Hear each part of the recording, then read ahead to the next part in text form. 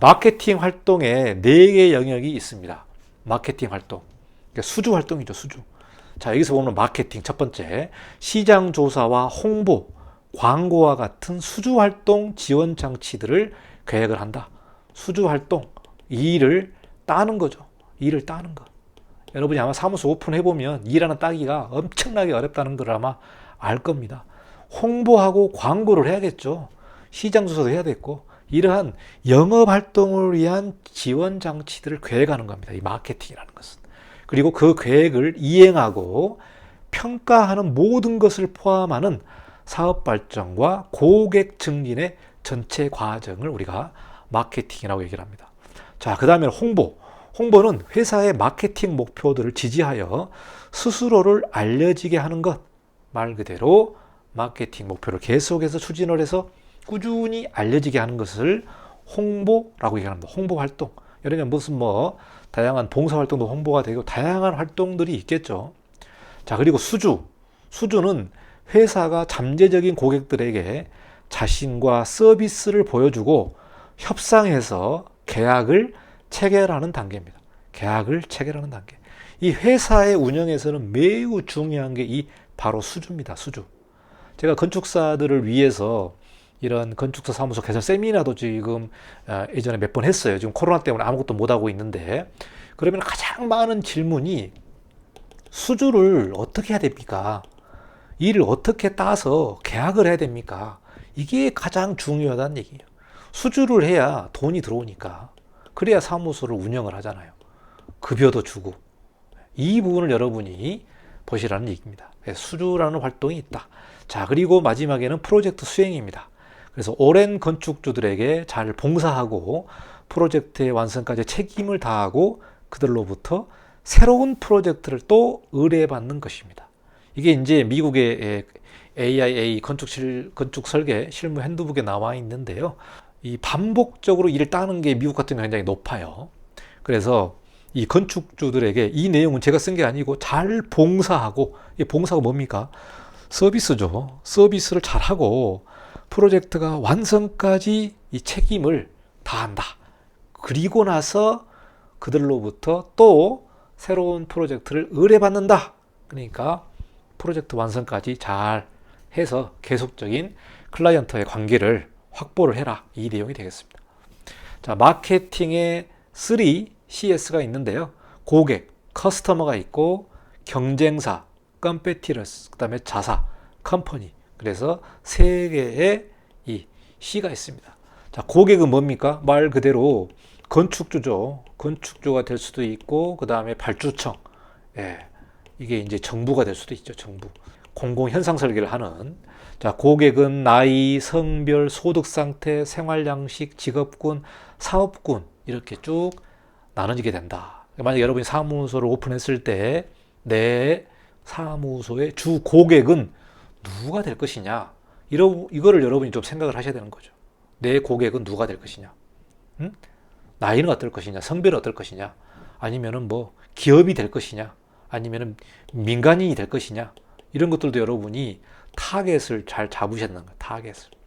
그리고 경쟁사.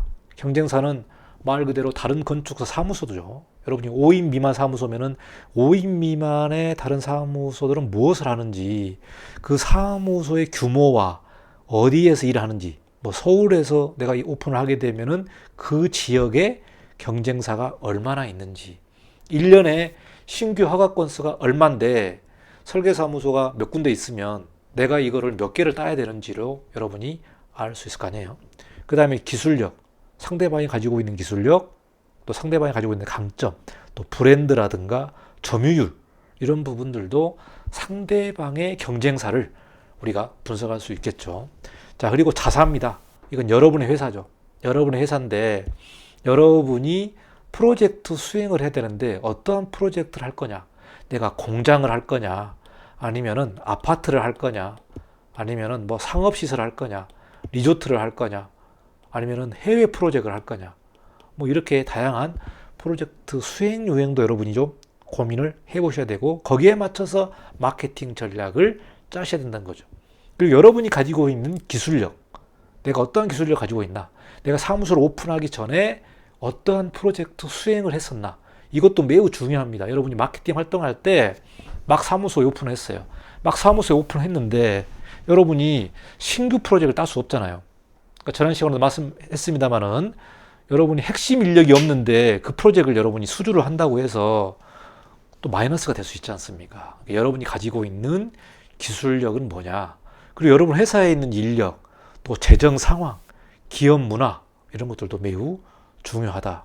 그래서 이 재정 상황은요, 여러분이 사무소를 오픈했을 때 1년은 버틸 수 있어야 된다.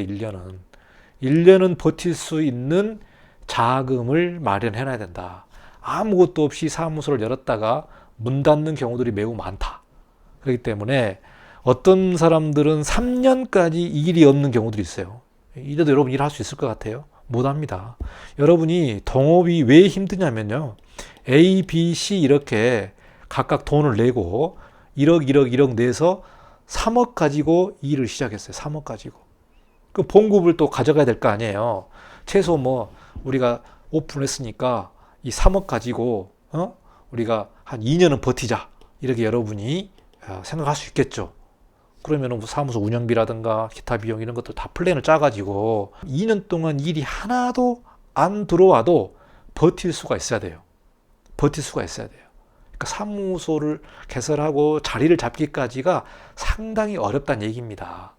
이게 안 되면 다 뿔뿔이 헤어지는 거예요. 다 뿔뿔이 헤어져요. 예. 그래서 동업이 쉽지가 않다. 자금이 없다면은 굉장히 어려운 내용이 바로 이 동업이기 때문에요. 또 한편으로는 한 사람이 너무 잘 나가. B, C는 수주를 못하고 한 사람이 계속해서 일을 가져오네. 그러면 이 A라는 사람이 다른 생각을 하는 겁니다. 아, 이게 내가 일을 다 가져오는데 내가 가져온 돈으로 이 B, C를 먹여 살리고 있네. 에이, 안 되겠다. 사무소를 만드는 겁니다. 사무소를 만드는 거예요.